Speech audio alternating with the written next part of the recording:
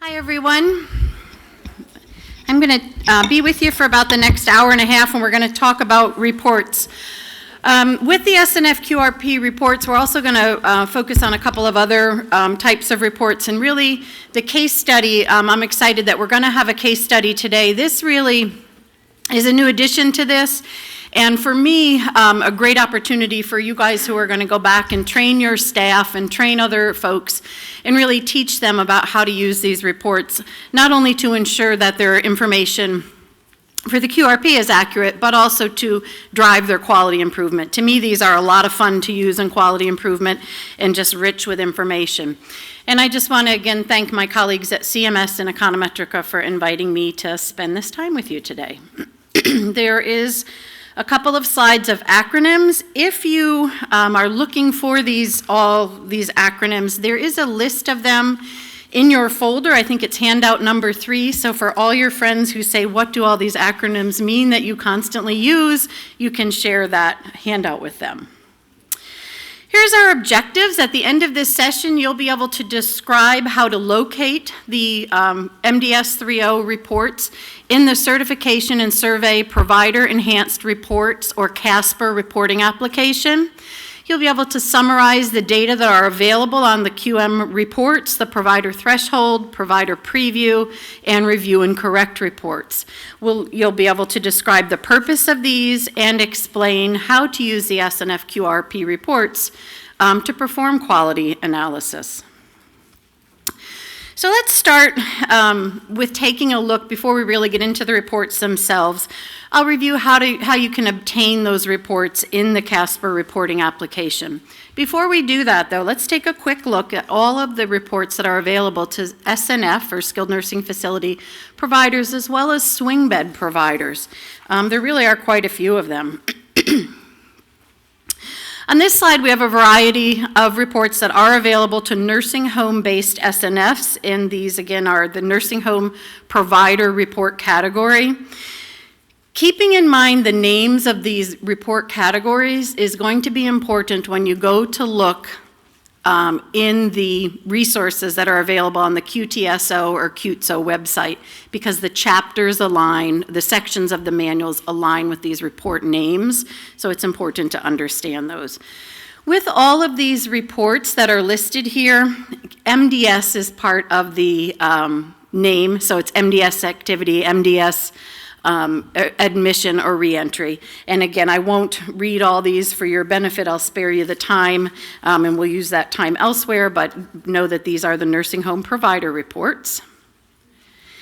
And then we also have some additional few nursing home provider reports here. And the nursing home final validation report is a category all of itself. And the validation reports, it's crucial that folks are using those, and I think very often folks aren't quite sure how to use those effectively. Then we also have some swing bed-based reports, and again, they have MDS 3.0 swing bed assessment print, along with the name. And then we do have the swing bed final validation report category, and we have that MDS 3.0 submitter validation report that is available to SNFs, nursing home-based and swing bed-based SNFs. So how do you get all these reports? I'm sure many of you are very familiar with this, but for those who are less familiar with using the system, I will provide a quick review here. So nursing home providers and swing bed providers can access the CASPER reporting application via their Welcome to the Keys CMS Systems for Provider webpage. And there they'll just select CASPER reporting, and you can see that highlighted in the red circle. Then with selecting that reporting link from that preceding website, connects the users to the Keys National System login for CASPER reporting page. And on this, the user enters their login information in the appropriate fields, selects the login button, and responds appropriately to any security questions. Keep in mind that CMS allows how many users per facility? Two. I can't tell you the times years ago as a consultant that I showed up to do my quality consulting and said, can I pull your CASPER reports? And they said, the girl who does that is off today, right? So I want to encourage every provider to have more than the one girl who does that who might be off today. Make sure that you have two folks that can access that. You want to have the backup. No one person should be holding the keys to this. Ooh, no pun intended, the keys to this system. Information on how you can obtain access to this CMS Keys is on the QTSO or CMS Keys Technical Support Office website, where you can go to Access Forms and then MDS Individual Access. Requesting the access to this system requires 2 steps to obtain 2 separate logins. Step 1 is to use the CMS Net online registration application to request a CMS Net user ID. And then step 2 is to use the Keys online user registration tool to obtain a Keys submission ID. More information on these steps is available on the QTSO website. And I should mention that the QTSO website has recently been redesigned. If you have not been there lately, it is way more user-friendly than it used to be. So check that out. It's qtso.cms.gov. So after logging in, the user will come to the CASPER topics page, which includes a list of related topics, links in the topics pane on the left. And you can find more information about each of these topics in the CASPER topics section of the CASPER Reporting MDS Provider Users Guide. And that really is kind of the guide that's going to tell you everything about using these reports. Again, it's called CASPER Reporting MDS Provider Users Guide. The main body of this CASPER topics page is the homepage pane. The homepage pane includes the Welcome to CASPER greeting and then the links to the functionality available in the CASPER reporting application. The links and descriptions of the functionality they provide are there in that homepage pane. For example, you'll see logout and it tells you what logout means. The functionality provided by these links is also available on the CASPER reporting application toolbar across the top, and you can see reports as highlighted there in red. And then so the user will click on that button to access the reports. And then we come to the reports category pane on the left, where that lists the various reports that are available to users. Some reports are restricted to certain users or user groups, so everybody might not get the same view when they log in here. And the pane on the right lists the reports that are available. This list may span multiple pages, as it does in our case here. You can see on the bottom it says page 1 and 2. It's important to note that you don't want to use your browser's forward and back button. Instead, you want to use the buttons that are actually in the system if you want to click forward or change any of your views in this system. And then once the user has chosen the report category, they can choose the report they would like to access. To request a specific report, just click on the abbreviated report name. And that's, again, black underlined links in that right side page. And you can see here in the red box that our user has selected the MDS 3.0 assessments with error number XXXX.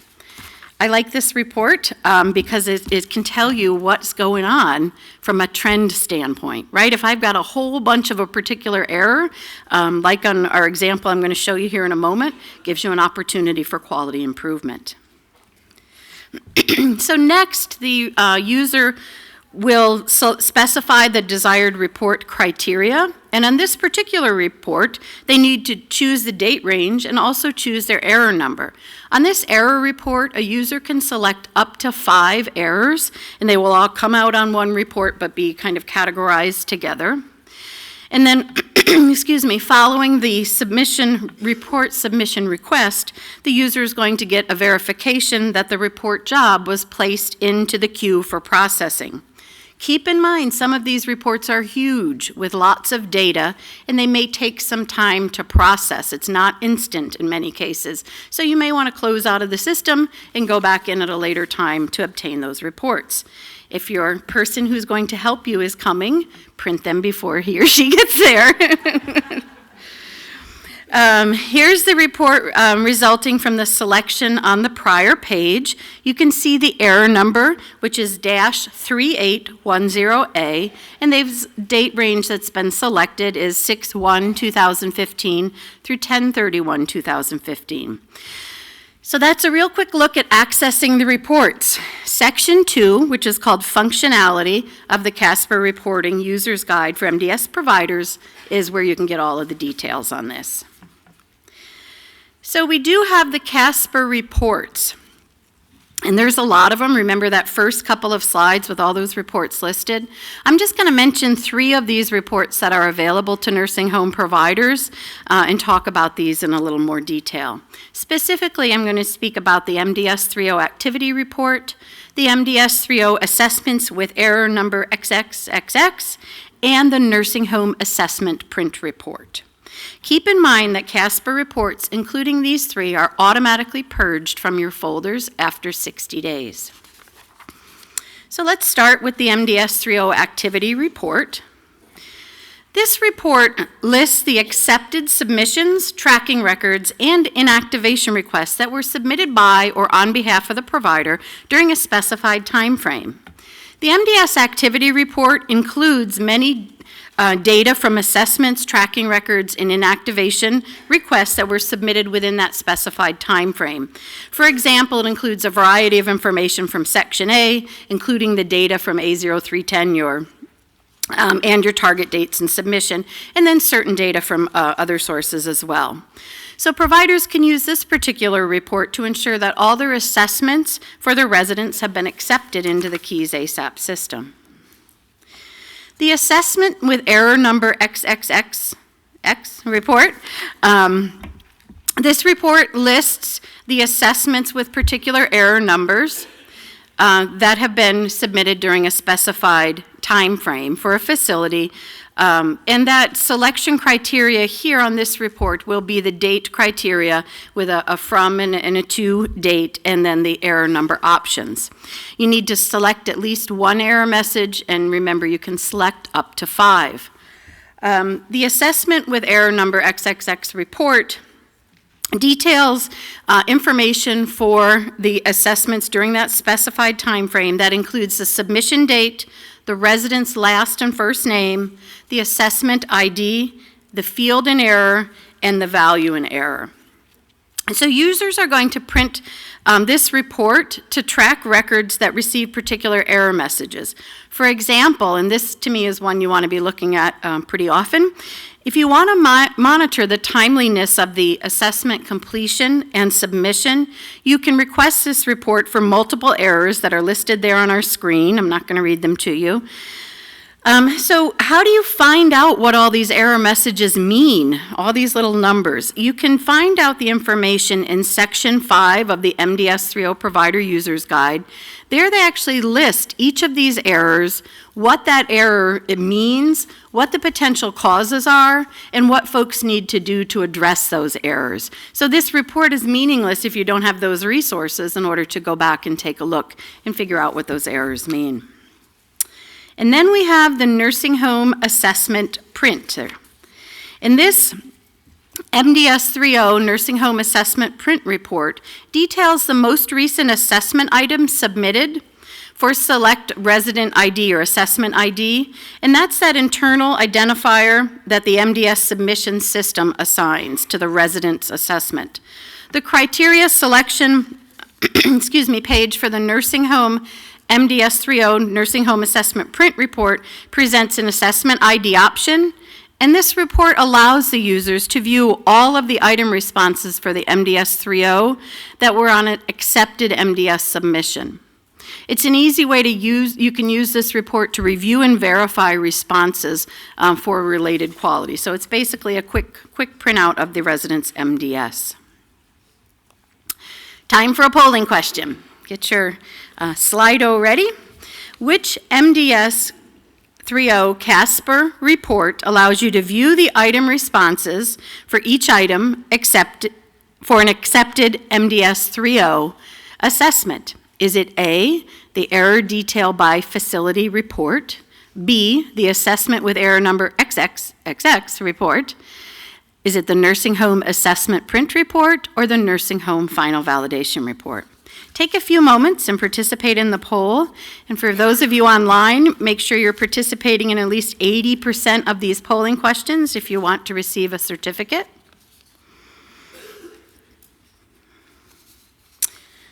We're still getting a few in, actually quite a few in, wow.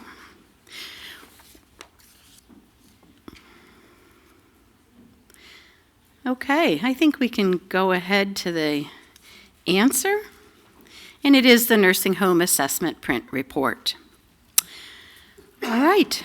Well, there's several confidential feedback reports available to providers, including the SNF QRP QM report, the review and correct report, the provider threshold report, and the provider preview report. There's a fact sheet called the SNF QRP requirements for fiscal year 2021 that you can find on the SNF quality reporting data submission deadlines page that gives a very, very nice discussion of each of these reports. It's a really nice resource. So, and then does give you the information about the requirements associated with that fiscal year. Additionally, I want to mention section 13 of the guide that I have been sharing with you, the the CASPER reporting guide for MDS providers. And that document, this section that details these reports, which is section 13, was updated in March of 2019. So if you have not yet seen that, that is an updated section of that report, of that resource. So there's some new quality measures, the 6 new quality measures that we began data collection for last October 1st were added to the review and correct reports. In this timeline shares that when in spring of 19.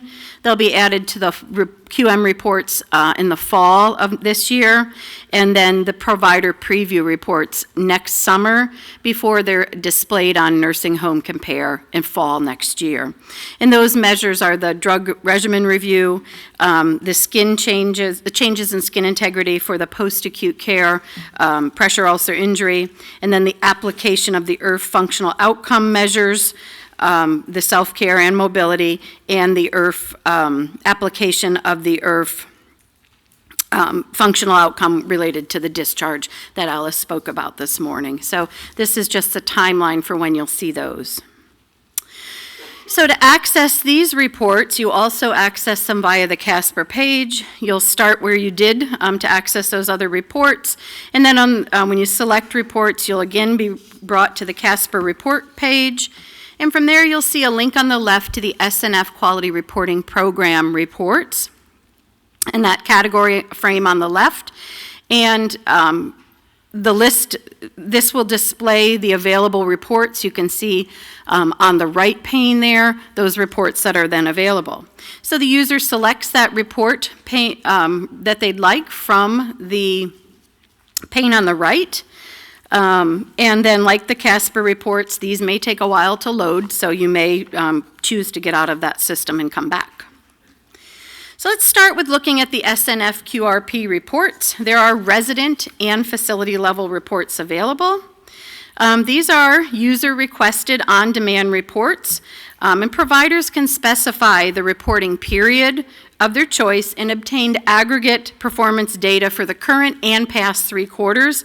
Keep in mind, depending on when you run the report, a quarter may not be complete yet. It may be a partial quarter. And there are the resident level and the facility level. The resident level QM report only includes the assessment-based quality measures, whereas the facility level QM report includes the assessment and claims-based measures. These reports provide you a snapshot of performance for quality improvement purposes based on the data submitted by your facility, and results are risk adjusted if that's applicable to the particular measures. The assessment-based measures are refreshed monthly here, and the claims-based measures are going to be refreshed annually. One important thing to note here is that the review and correct and the QM reports are not static and they're not going to match, so to speak. The review and correct reports are updated weekly, whereas these are updated, as I mentioned, monthly.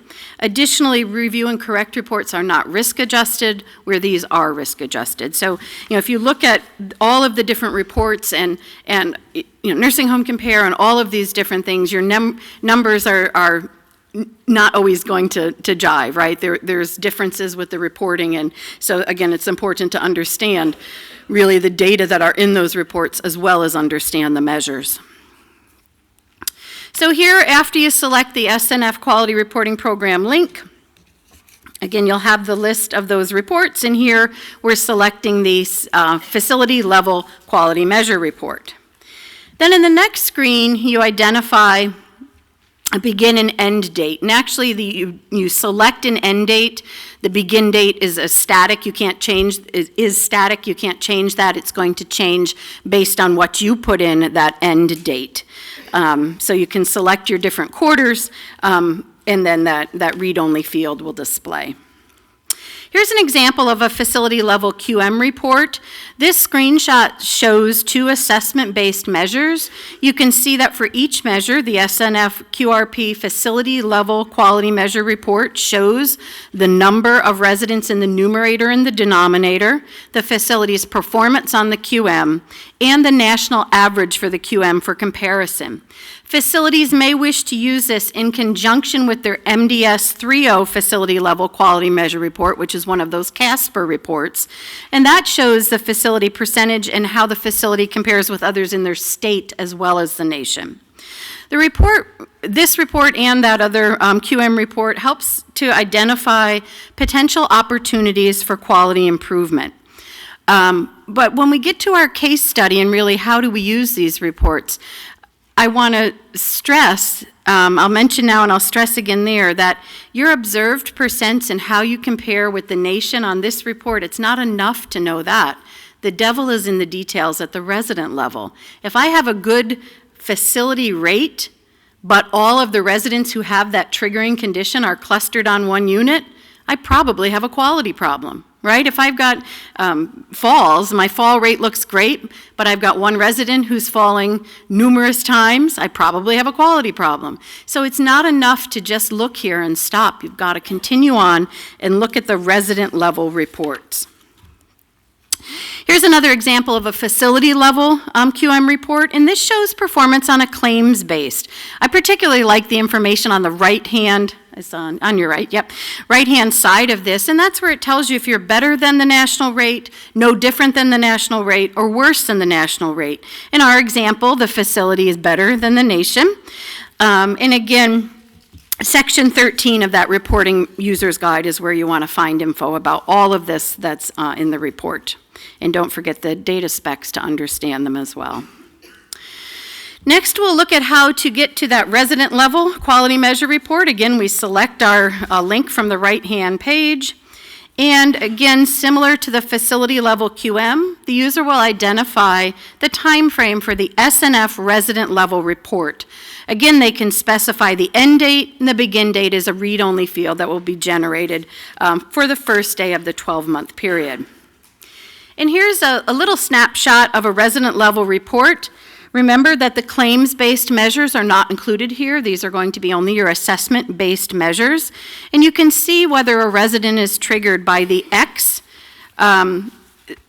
signifying that they did trigger, NT is that they didn't trigger, and E means they were excluded from the measure. So a common question that is received by SNF QRP Help Desk is it good or bad to have the X? And the answer to that is both, right, depending on the measure.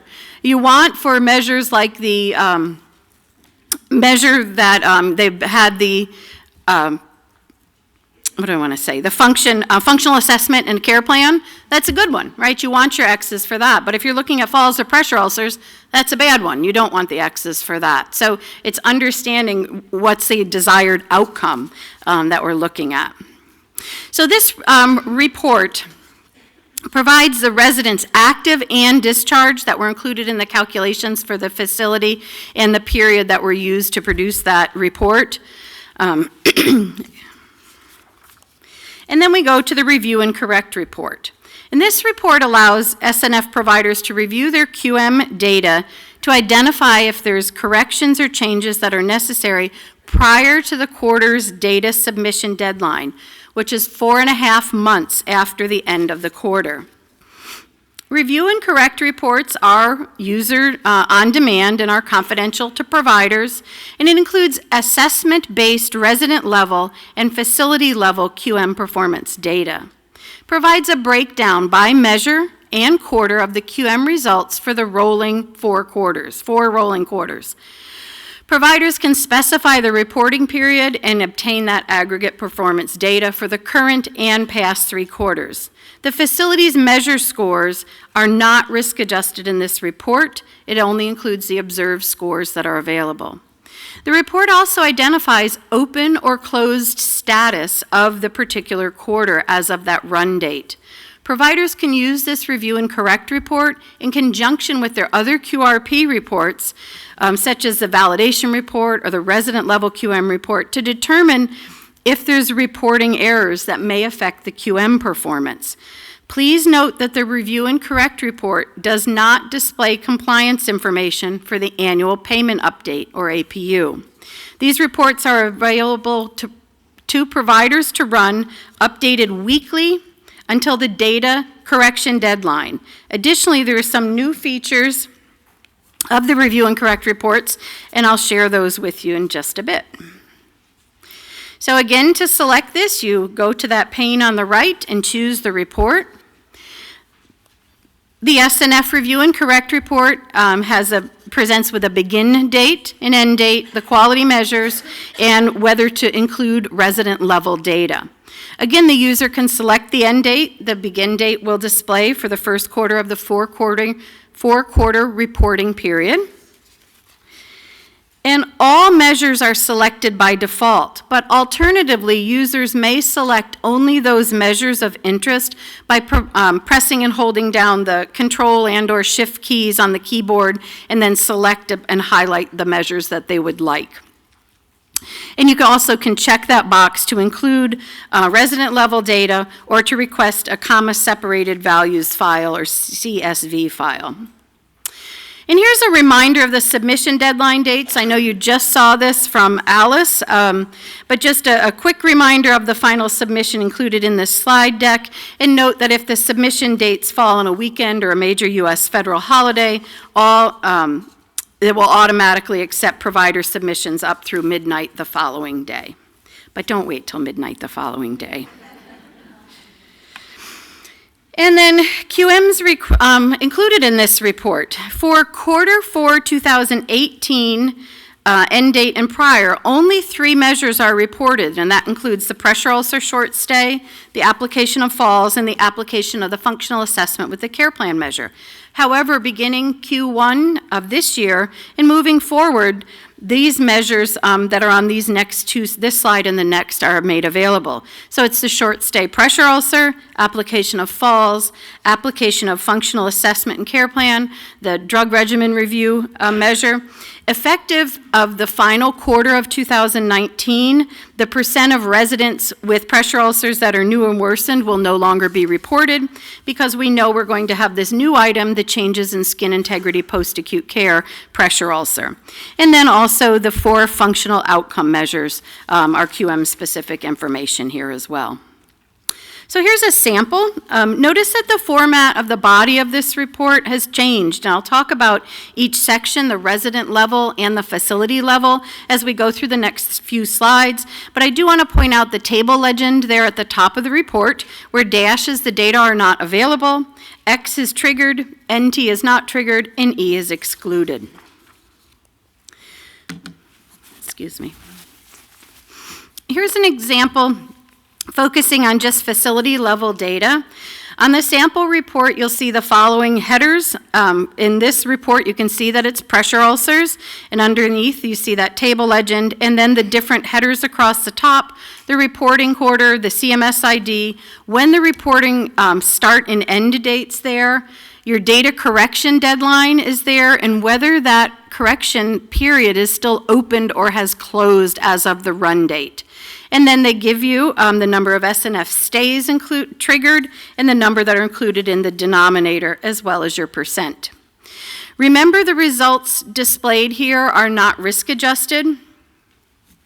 If a user looks at this report and notices an error, they need to determine if that data correction period is still open. And if it is, they can correct underlying records according to the MDS correction policy and then resubmit them to the KEYS ASAP system. And it's best for users to check these reports shortly after they become available so that they can investigate the information and make any corrections needed before that data correction period closes. And as you probably noticed on the first slide we looked at about these review and correct reports, there were a few additions made to the report that are now available. We just looked at the facility level data, but there's now resident level data as well on these for the assessment-based measures. Additionally, enhanced sorting and filtering features were added. Specifically, now users can sort resident level data by resident last name, resident ID, and resident status, and that's whether they're current or discharged residents, and able to filter the report by the individual QMs. And here's an example focusing just on resident level data. And again, you can note similar to the other report, you can see the headers, the reporting quarter, the resident, their ID, their admission and discharge, when that correction period deadline happened, and whether it's open or closed, and whether that resident triggered the measure. And here's an example of what the entire report looks like with the recent enhancements. And you can see that the facility level data are presented that you're accustomed to seeing, but at the bottom you can now see that resident level data. So it's a great enhancement, and I actually remember this training, I think last year, when folks said, why don't we have resident level data on this report? So yay, right? CMS listened and made a nice enhancement. This is a fantastic report now. If folks aren't using this, they're missing the boat. Question time. The review and correct report contain resident level data for each QM. Is this true or false? Go ahead to your Slido and take a moment to vote, true or false.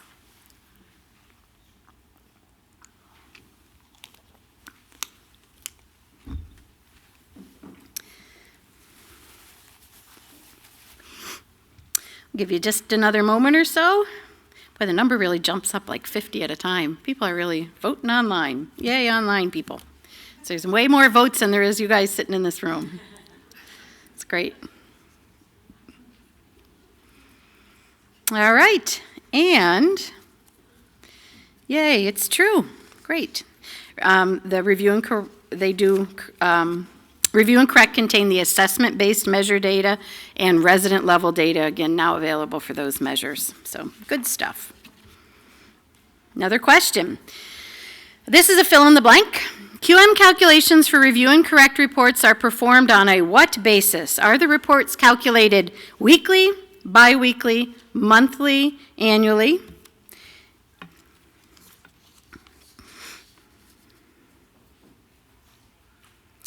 So calculations for the QM reports. Give you just another moment.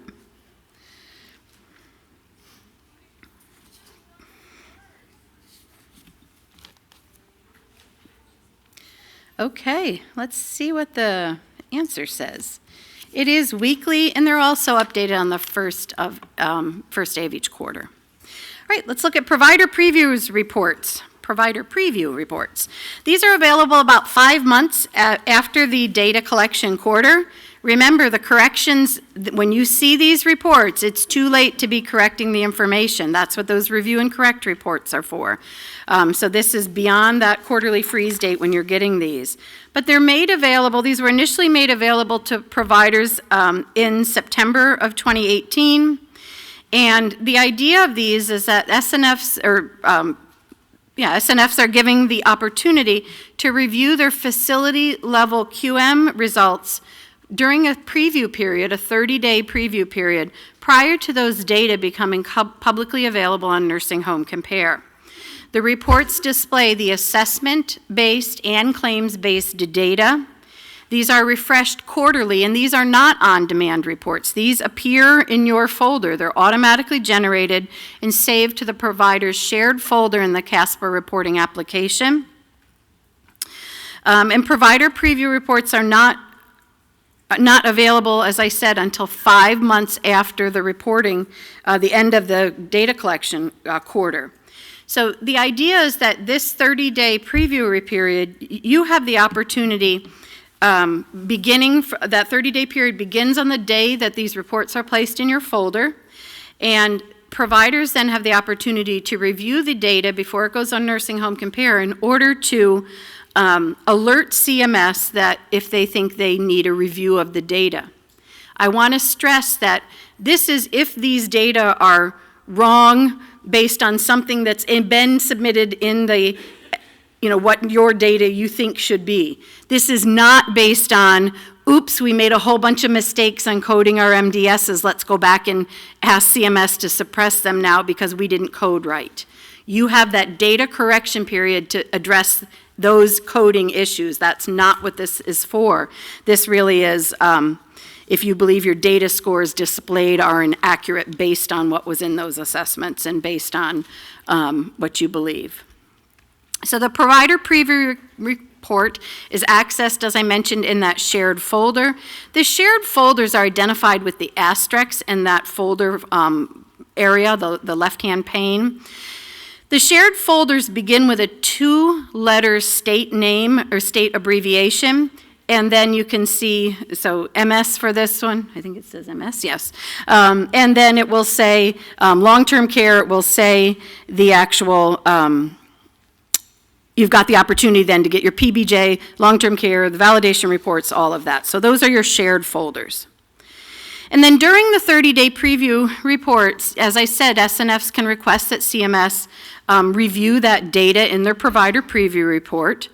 And as I mentioned, if the errors are because of inaccurate coding, that's not what this preview report, what the intent of this review period is. Remember, all data corrections need to be made prior to that applicable quarterly deadline, and by the time you've already, you're getting this report, that's far gone.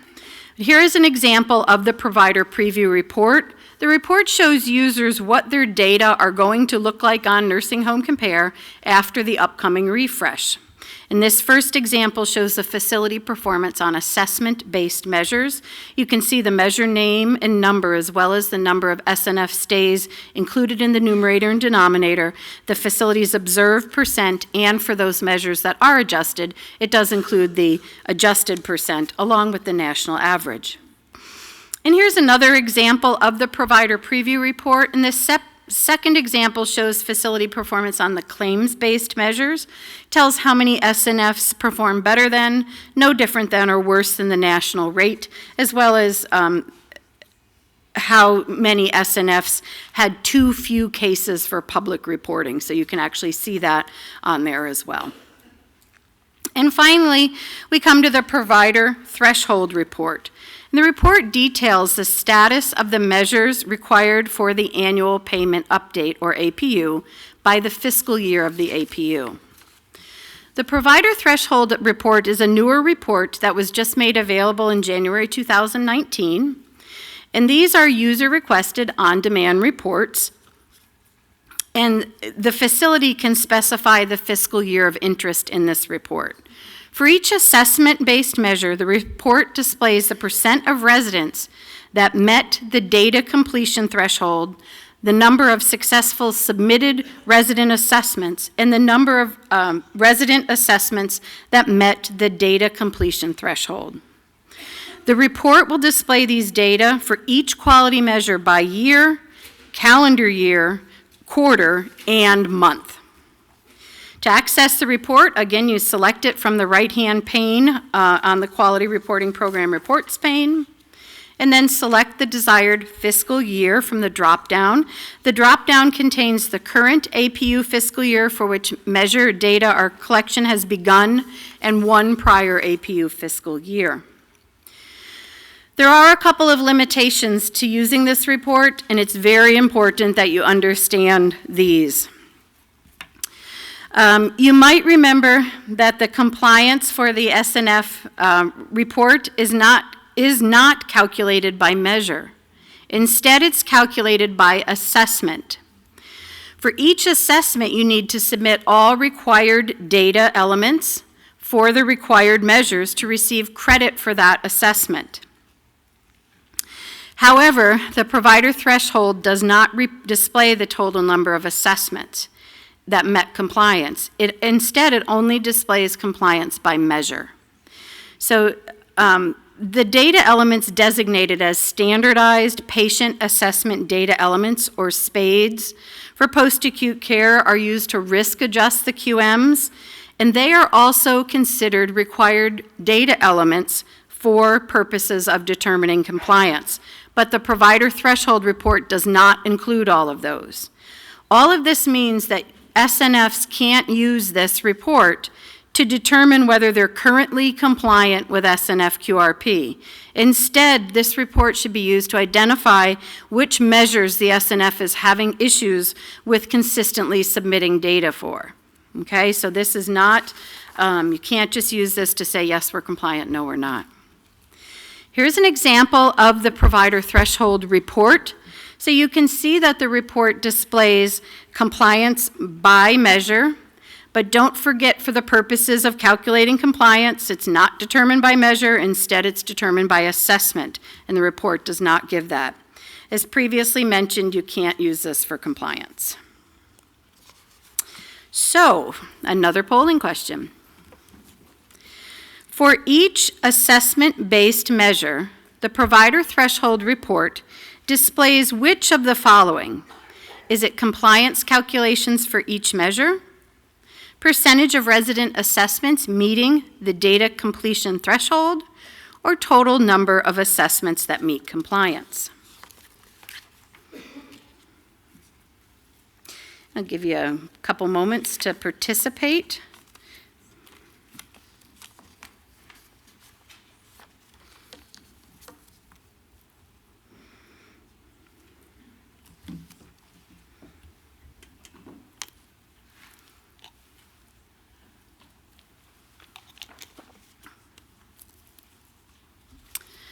Okay, let's see what the right answer is here.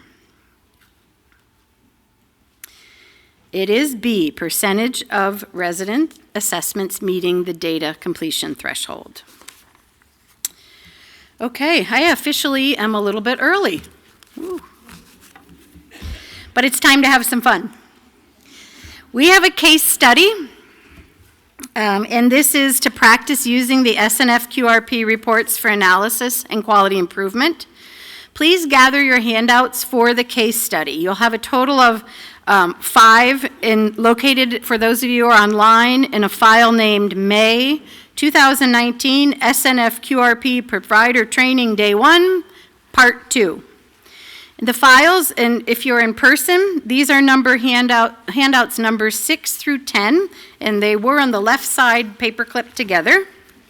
And these handouts you're going to use are the QRP Reports Activity Worksheet, the SNF QRP Facility Level Quality Measure Report, and the SNF QRP Resident Level Quality Measure Report.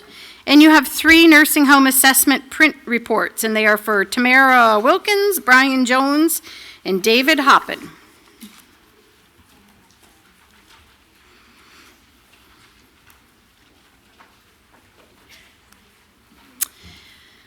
You guys all finding them? Give you just a minute to get them, and then I'll share with you this scenario.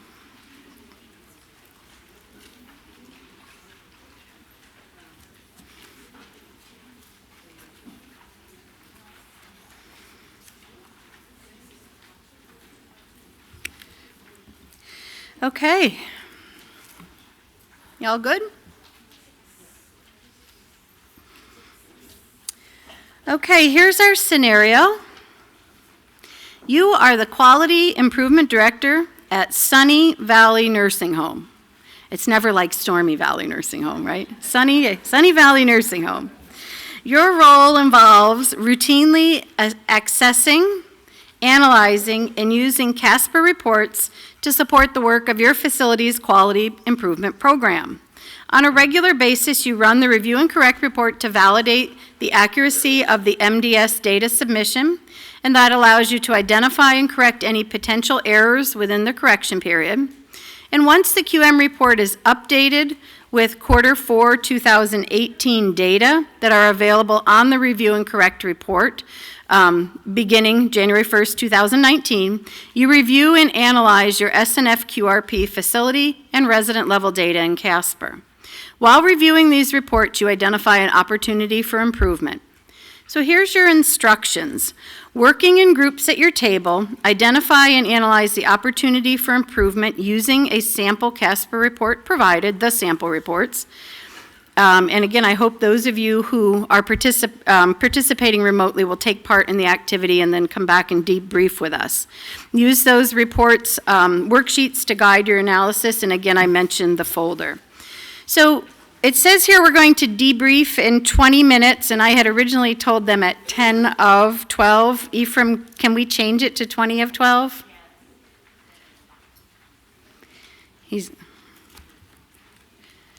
We'll come back together in 20 minutes at 20 till 12. Sorry to be a girl who changes her mind, Ephraim. Okay, go forth and talk amongst yourselves. I had a question during the break that I'd like to address before we do this debrief, if you don't mind. And that is about the provider threshold report.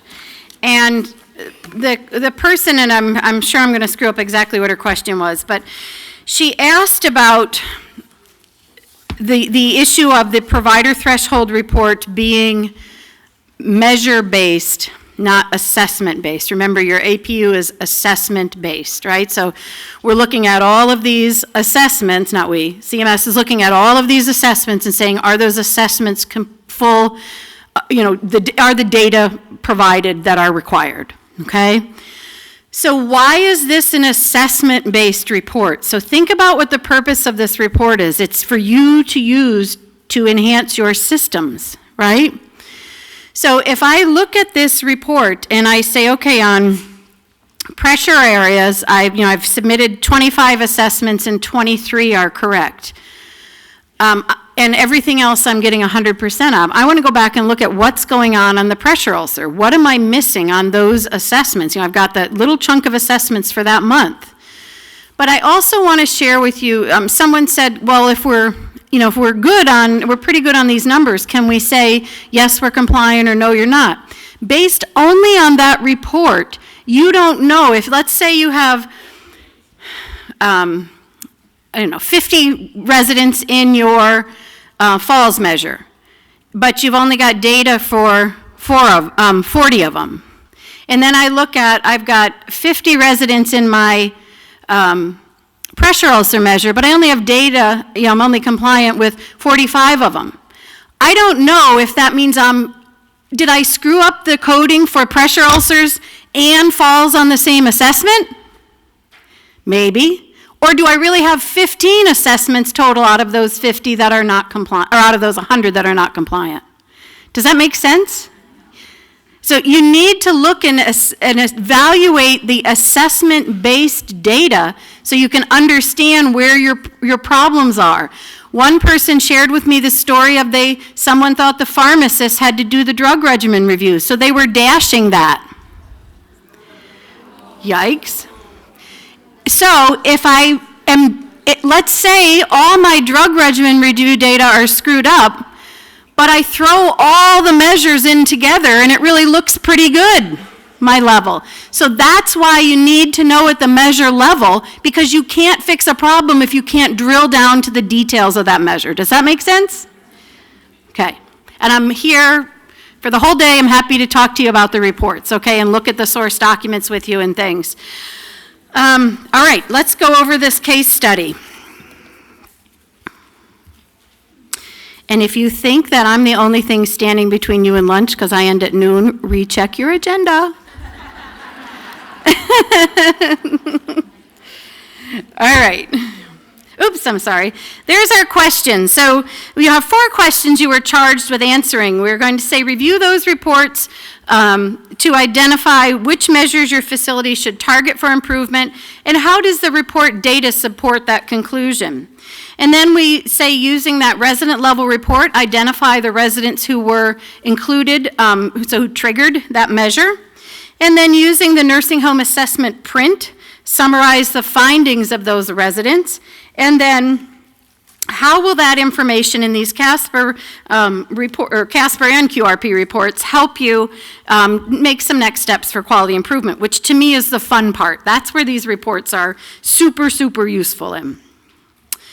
So the SNF QRP Facility Level Quality Measure Report helps to identify which measure your facility might want to target for improvement.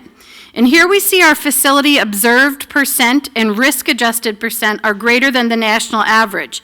And I want to stress to you that this is a trigger you might need quality improvement, but I alluded to it before. The opposite is not necessarily true.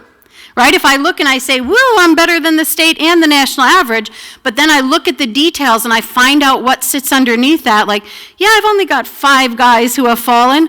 Yikes, but they've fallen 20 times last month each. You've got a problem, right? Or if you look at that resident level data, and I mentioned it's clustered on one unit, or you look at particular weekends and things, and you really get to understand that something's happening that is a quality problem, you still have the opportunity to address that. So this is just a clue. So on this report, we had 3 residents that triggered for pressure ulcers that are new or worsened. And these guys are David Hoppin, Brian Jones, and Tamara Wilkins. And you can see from Mr. Hoppin's trigger, you've got that X, and you can contrast that with the NTs. So the NTs are not triggered, the X's are, yes, they are. And then we see there Mr. Jones' trigger and Ms. Wilkins' trigger. Next, we use the Resident MDS 3.0 Nursing Home Assessment Print Report. You're able to summarize the findings for each resident who triggered the numerator in that identified QM. And so the data elements that triggered this are highlighted there in yellow. And this is Mr. Hoppin's information. He had 2 stage 4 pressure ulcers. Neither were present on admission or reentry. And here's a good reminder that the QM records the number of residents with the issue, not the number of issues. In other words, this is one guy with 2 pressure ulcers. He's 1 in your quality measures, but still 2 ulcers. And here's Mr. Jones's report. He had 1 stage 2 that was not present on admission, entry, or reentry. And finally, we have Mrs. Wilkins' report. She has 2 stage 4 ulcers and 1 unstageable due to DTI. None of these were present on admission or reentry. So it appears that you and your colleagues at the Sunny Valley, not Sunny Acres, Sunny Valley Nursing Center have some work to do. Do you agree? So here's the fun part. The big question, how will you use this information from these reports to inform your next steps? You need now to develop that performance improvement plan. So what do? The first thing is investigate the accuracy of your data. A lot of folks skip this one. They look at the facility level report, they go, my measures look great, I'm moving on. But wouldn't it be great if there in Sunny Valley, you all just had an MDS coding problem to fix with QAPI instead of a pressure ulcer problem? That'd be a good problem to have, right? But if you say, yes, this is correct, these guys really did get new or worsened pressure ulcers on our watch, we need to fix it. So we identify those residents who triggered, and we identify, are they clustered on all one unit? Or do they have things that are related? And I always like to look at the related quality measures. I've got pressure ulcers over here, and the person also has weight loss, or we've got incontinence creeping up, and so are the pressure ulcers. Or we've got falls and psych meds, or use that data to really understand where things are happening, right? If we say pressure ulcers are a nursing problem, right, and we forget our dietitian and our therapist and who's walking people and doing all that, so look at those related quality measures and try to zero in on where you can, multidisciplinary approach to really address the quality. Then determine if your policies and procedures are followed. So look, right, watch, care, what's going on.